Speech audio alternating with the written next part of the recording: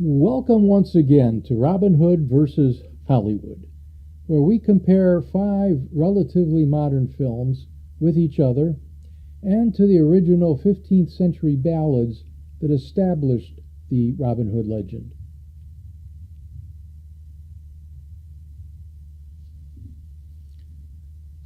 So far, we've examined parts of the films that portrayed events that were never mentioned in the ballads because they occurred 150 years earlier, if they happened at all, which they didn't.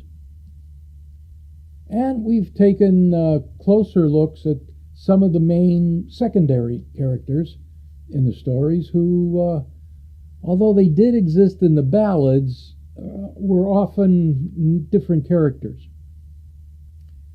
If there's anything consistent in the Robin Hood legend, it's inconsistency.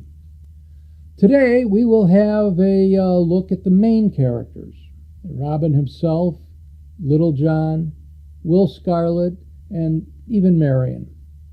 Wait, I hear you say. Will Scarlet is a major character? Yes, in the ballads. And what do you mean, even Marian? Well, Marian reminds me of Arwen in Lord of the Rings.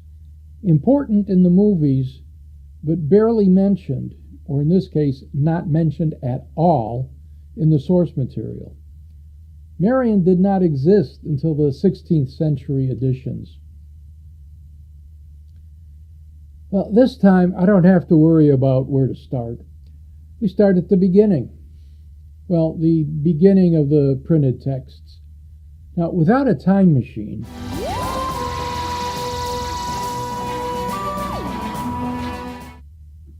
there's no way of knowing when the original stories arose. All we have to go on is when the ballads showed up on paper, and that's confusing enough. You'll see what I mean. Now, these four tales are generally recognized as the earliest ballads to be committed to paper. Robin Hood and the Monk is believed to be the oldest. There is a manuscript of it in the Cambridge University Library, thought to be from around 1450, but not printed until 1829. I'm sure there was an earlier manuscript, no longer in existence, from as much as 200 years earlier. Why do I think that?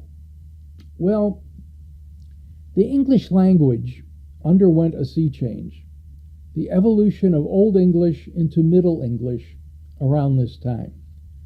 An exact date range is impossible to pin down, but a consensus seems to be roughly a 300-year period between about 1150 and 1450, plus or minus.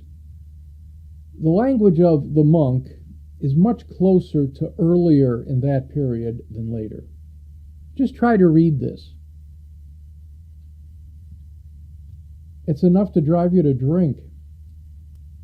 Compare that to Robin Hood and the Potter, another Cambridge Library manuscript dating from a bit later, maybe around 1500 or so, but not printed until 1884. It's still gibberish, but appears a bit more modern. Now, let's jump ahead to the fourth ballad, Robin Hood and Guy of Gisborne. Now, we've encountered before. As you can see, the language is getting more recognizable. The manuscript was rescued from a fire around 1650 and held by a private collector until being published in 1765. Now, the ballad we bypassed, A Little Jest of Robin Hood, sometimes without the little and sometimes without the final E in jest. Jest is a French word meaning roughly adventure story. This ballad is actually a collection of 8 tales, some connected, some not. These 8 sections are called fits, pronounced fit, but spelled F-Y-T-T-E. It's like a canto. When Douglas Adams wrote the original radio scripts of Hitchhiker's Guide to the Galaxy, he called each of the 12 episodes a fit. Just felt like throwing that in. Jest is not extant in manuscript form, just the printed version from around 1480 to 85. One of my sources says it, quote, was in print by 1510, unquote, which is true.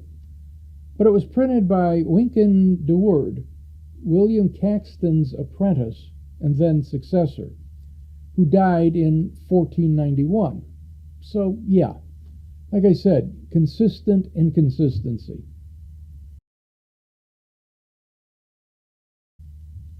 Now, what's happening in these stories?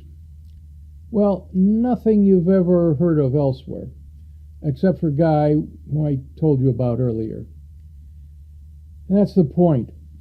The popular modern conceptions of the Robin Hood stories are not derived from the original 15th century ballads or the oral traditions that may have preceded them, except the names.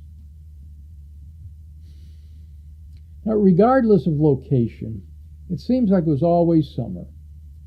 The three independent ballads begin almost identically.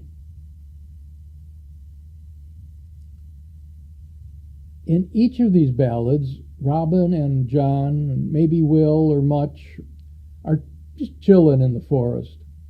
Someone comes along and, for one reason or another, is accosted by Robin and his men, who come out on top due to cunning, trickery, and disguise. And that's all you really need to know. I'm getting sidetracked, which is far too easy since this subject is so intriguing.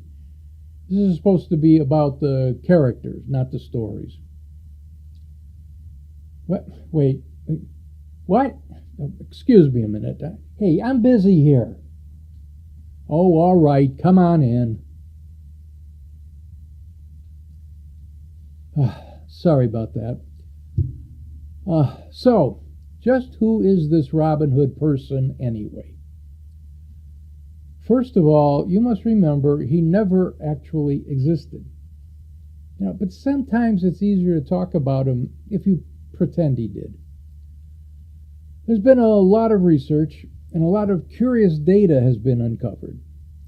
But the best anyone can say for sure is that there are 3 or 4 men who may have contributed bits of their histories, unknowingly of course, for the balladeers to use as raw material. We're much more certain of what we know he isn't. Robin is not the Earl of Huntingdon or any other nobleman. He's not even a knight. If we follow the Richard and John timeline, the real Earl was David, Prince of Scotland, as noted in a previous chapter. Following the Edward II scenario, we find the Earl of Huntingdon was a fellow named, sit down, you won't believe this, a fellow named Bill Clinton. Actually, William de Clinton, or however you say that with a French accent, a descendant of one of the conqueror's Norman buddies. Anyway, Robin has no relationship with the lady. He's not a Saxon confronting the Normans. He does not live in the time of Richard and John. He does not lead a large band and does not rob the rich to give to the poor. He takes care of himself and his men. Occasionally he shows charity towards those in need, but it's case by case and one-on-one, not the industrial-grade operation shown in the movies.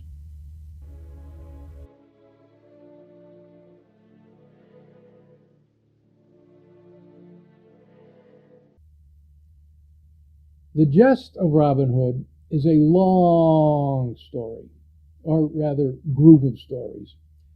There are 2 major tales and 2 minor ones split into 8 sections.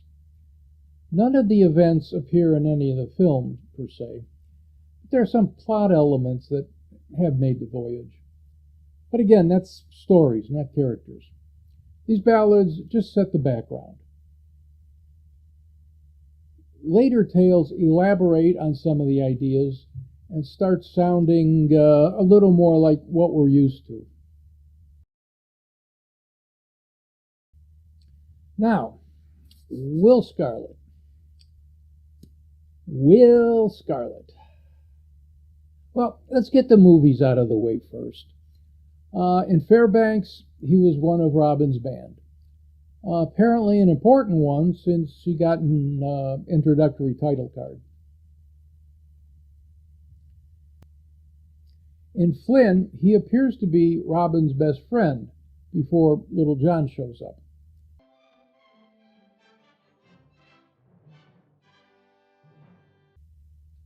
And seems to share the second-in-command role with him afterward.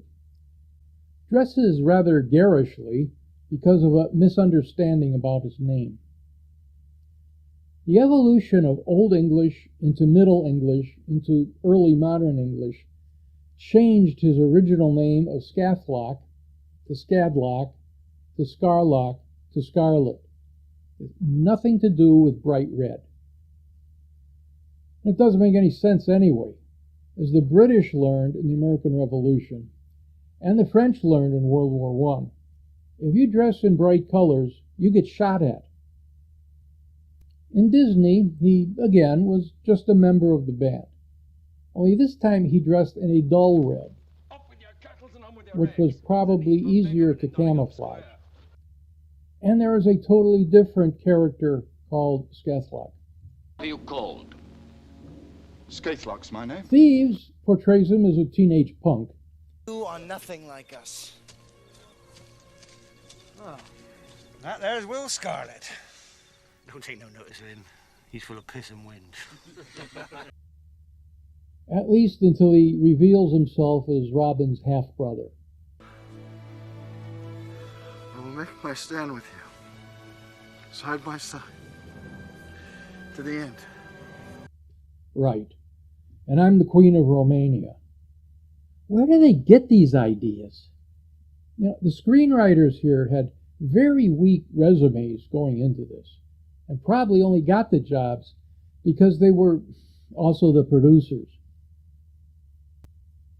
Tights introduces Will Scarlet O'Hara from Georgia as Little John's best friend. Here, let me introduce you to my best friend, Will Scarlet. Yeah, Scarlet's my middle name. My full name is Will Scarlet O'Hara. We're from Georgia. Now, in the ballad Robin Hood and the Stranger, Robin is walking along, as he usually does at the beginning of the ballad, and he meets, quote, a deft young man, unquote.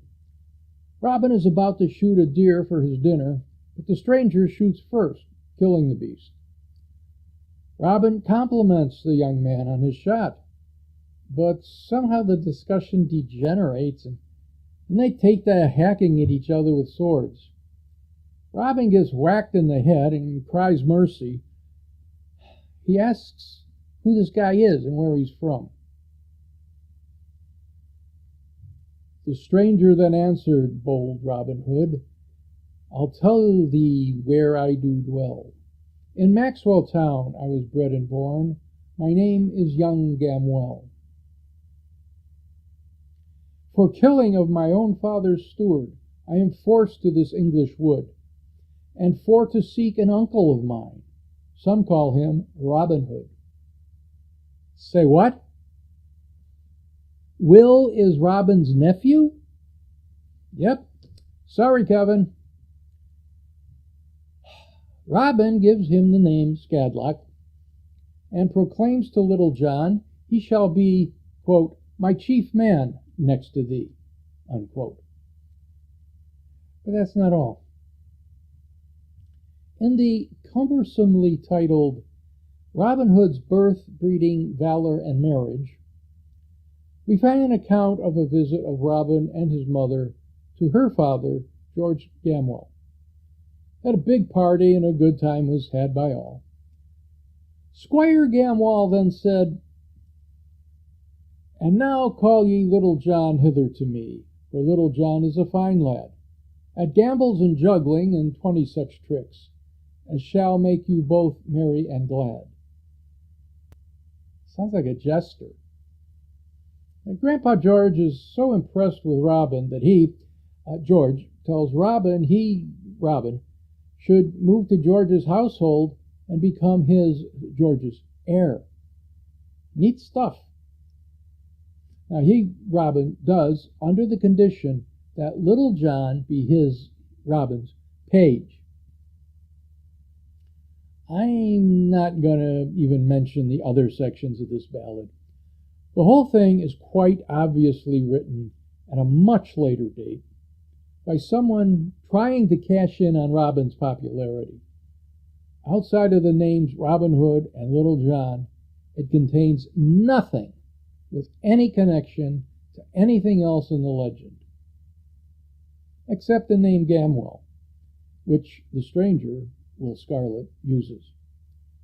Now, my sources suggest Stranger was composed about 1673 plus or minus, and birth, etc., about 10 years later. So the Gamwell name could have been chosen to suggest a relation between the stories where none actually existed. Regardless, this is much better evidence that Will was Robin's nephew rather than half-brother, since there's no mention of Robin's parentage anywhere other than his father was a forester, not a rich man as shown in Thieves. Now, moving along to everyone's favorite, Little John. Fairbanks is the only movie that contains Little John before the days of the Merry Men as Huntington's squire, but not naming him till later. The other four introduce him at the famous bridge fight. The circumstances are different in each case. Flynn. The morning after an escape from an encounter with Gisborne, Robin and Will are walking through the forest.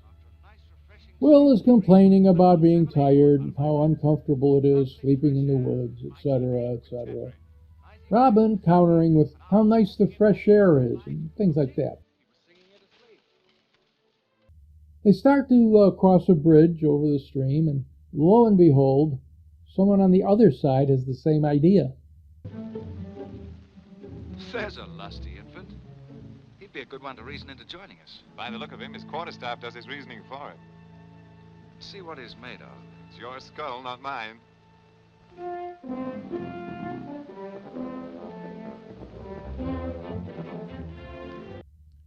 The world-famous fight ensues. Ready? Yes!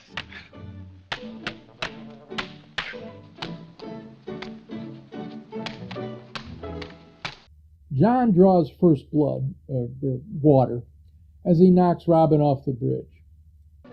There's something on account. There's your change. John pulls Robin out. They laugh about the whole thing and become friends.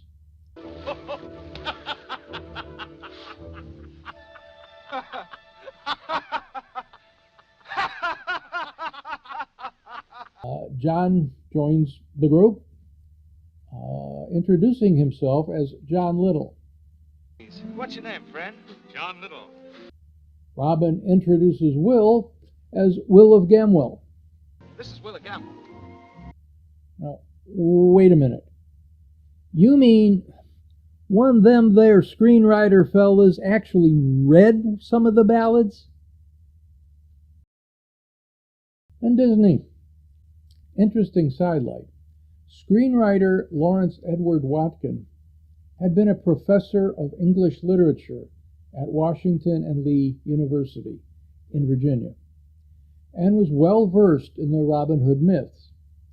So it must have really pained him to have to write some of this stuff that he knew was utter nonsense. Sentries spy a stranger approaching the camp.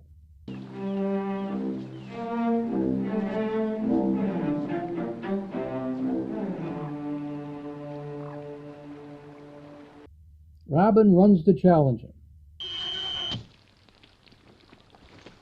Red and white, Cousin Will. Did Robin just say Cousin Will after we've established Will is his nephew? Any of you who have studied Shakespeare or other Elizabethan literature will know that cousin was a more generic term than it is today, encompassing that whole second tier of relations beyond the immediate family. Aunt, uncle, nephew, niece, actual cousins of varying degrees could all be called cousin, or even cuz in a informal atmosphere. It would have been second nature to Professor Watkin with his English literature background.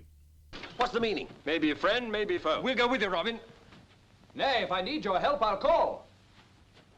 The fight commences. It's a little bit of forced perspective to make John look bigger. Same as above, John knocks Robin in the water, then pulls him out.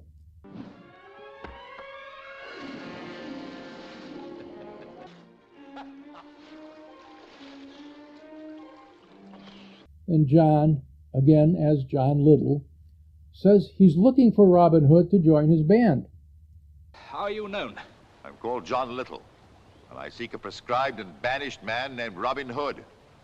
To what end? To join him, and I care not who knows it.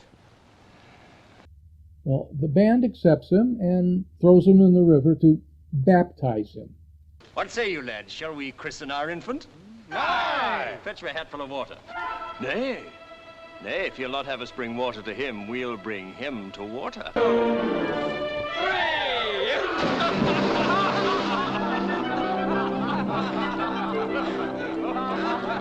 Will Scarlet dubs him Little John. John Little, I dub thee Little John. Rise up, Little John. And in keeping with the sacramental thread, Robin says the band needs someone to see to their spiritual needs. John suggests, guess who? Yep, Friar Tuck. They set off to find him. See the previous episode. Yet I wish we had some man in holy orders to care for our souls and look to our wounds. I know of one, a holy hermit who lives near Arford Abbey, upstream from here. But he'd rather break heads than mend them. They call him Friar Tuck. And Thieves tells much of the same story, but adds a lot of padding and complexity that shouldn't be there. The outlaw band is led by John Little and a snotty punk who turns out to be Will Scarlet. They try to collect taxes from Robin, who does not have a band at this point, just Azim and Duncan, sort of a forerunner to Blinken. Well, this here is our river, and any man who wishes to cross must pay a tax. No bridge, just a booby-trapped ford. There's hope!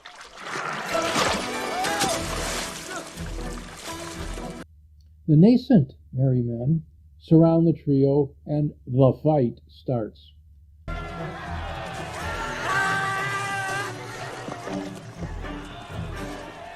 Who are you? John Little. Robin gets taken down quickly.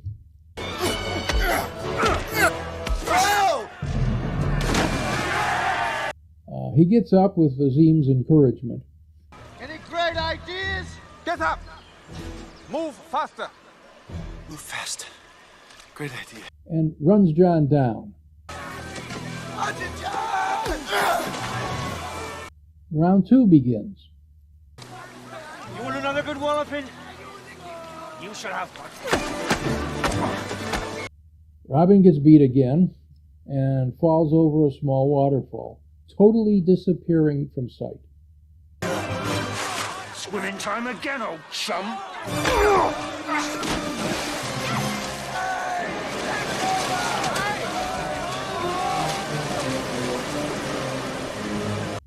John wades out to look.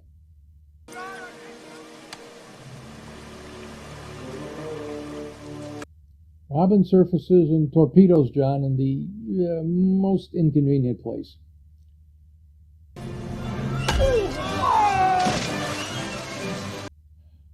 He goes down.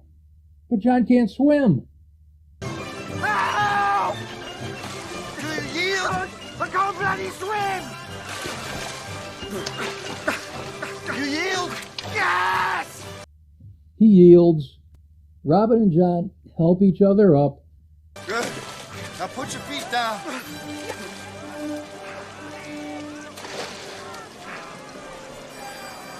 Don't be buckered. John asks Robin his name. He answers, Robin of Locksley.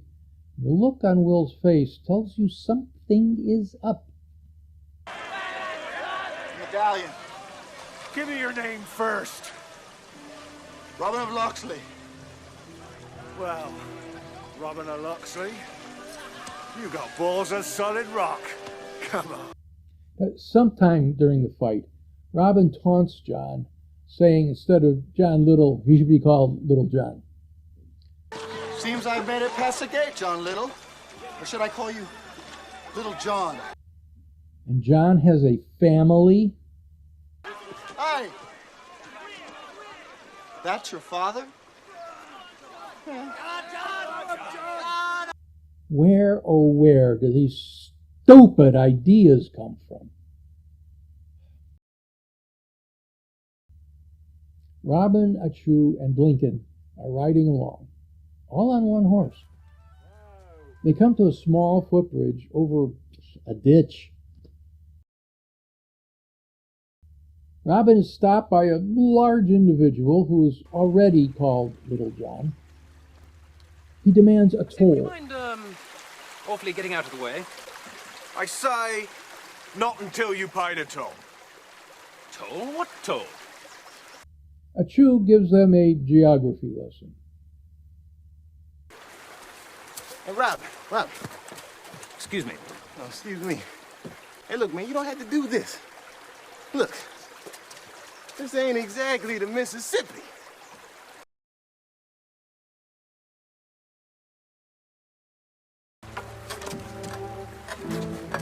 They fight with steadily decreasing resources.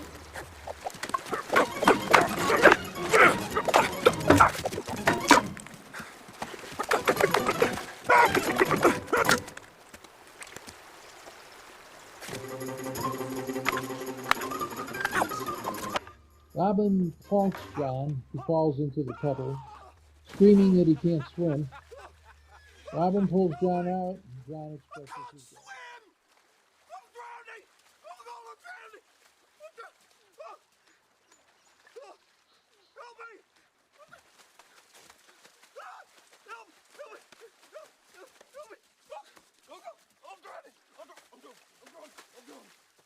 I'm drowning! Robin introduces Blinken, who waves off in the That is distance Blinken. somewhere, and Achu, And this is to whom Achu. John replies, "Bless you." That's my name, man. At you. Introduce you to my best John friend. introduces his Will best friend, Scarlet. Will Hey, Scarlett's my middle O'Hara, name. My from full Georgia. name is Will Scarlett O'Hara. We're from Georgia. If you've never heard of Gone with the Wind, shame on you.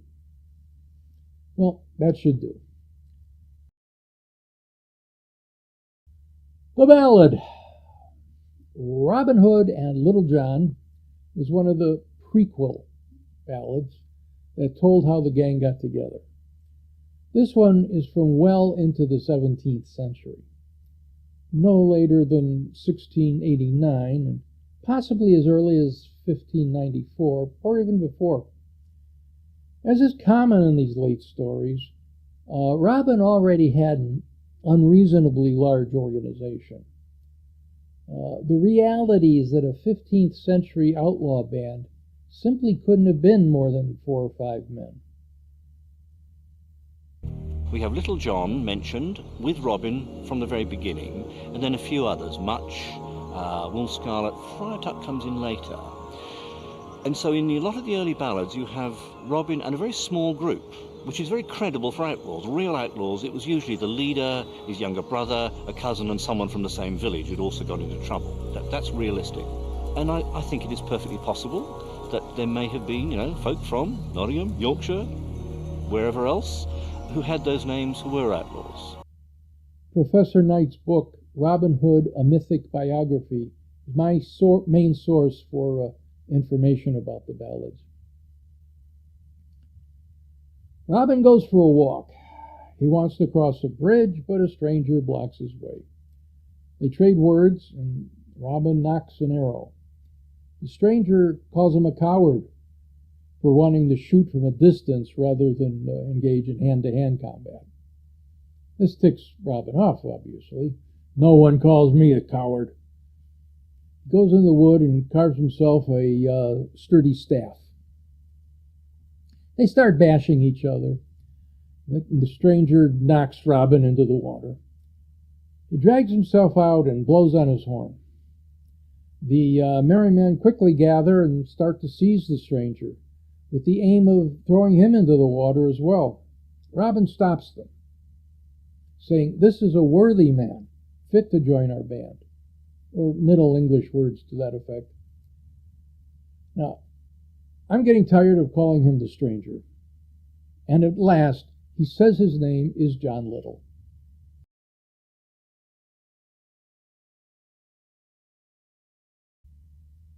A little-known member of the band named Will Stutley takes charge. Note, this is a different character, not just a misrepresentation of one of Will Scarlet's names. Scarlet doesn't appear, so that might be a common conclusion to jump to. He says this new infant needs to be christened. His name will no longer be John Little, but Little John. They give him new clothing of Lincoln green and a longbow. Then they have a ginormous party. That pretty well sums it up. Actually, these are all fairly similar. The central story is too well known to muck about with. Let's see what the main differences are. The Fairbanks doesn't count. This scene's not even included. Flynn isn't bad, but there's no baptism. Disney is about the closest to the ballad, so maybe Watkins' familiarity with the ballads paid off. But the ballad ends with no segue to the Friar Tuck story. Thieves drags the scene way out by adding a bunch of padding and other nonsense. Of course, that could be said about the entire movie. And a family for Little John? No! God, I hate this movie. Tights. Well, it's Mel Brooks. You can't really expect anything sensible. But it hits the main points. One other thing I find interesting about Little John is Alan Hale. Not Alan Adale, Alan Hale, the actor who played him in both Fairbanks and Flynn, as well as in Rogues of Sherwood Forest, a 1950 film about the son of Robin Hood. And his son, Alan Hale Jr., portrayed the skipper on Gilligan's Island. You can't have everything. Last and least is Marian, a hanger-on if ever there was one.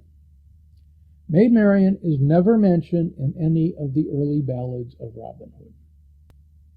If you don't mind too much, I'd like to just paraphrase Wikipedia. They do a much better job of summarizing this than I could. Marian appears to have been a character in May Games festivities, held during May and early June, largely imported from France, and is sometimes associated with the Queen of the May. Both a Robin and a Marian character were associated with May Day by the 15th century, but these figures were apparently part of separate traditions. The Marian of the May Games is likely derived from the French tradition of a shepherdess named Marian and her shepherd lover, Robin.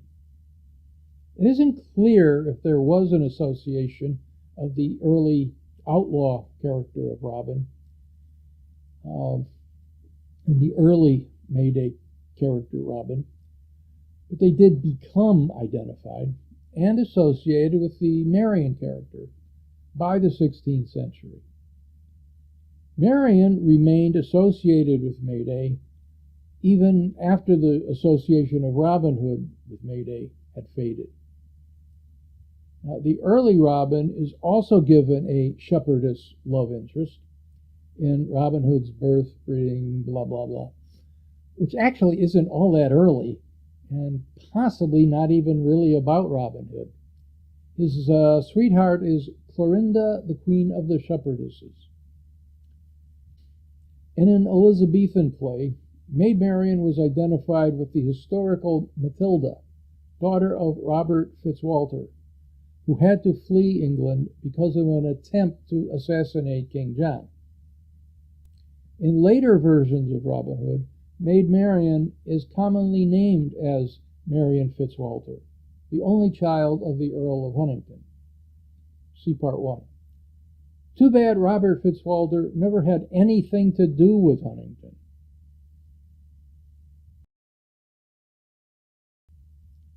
And we come to another ending. Next time, back to a more general discussion of events and characters. Thanks for watching, and I look forward to seeing you again.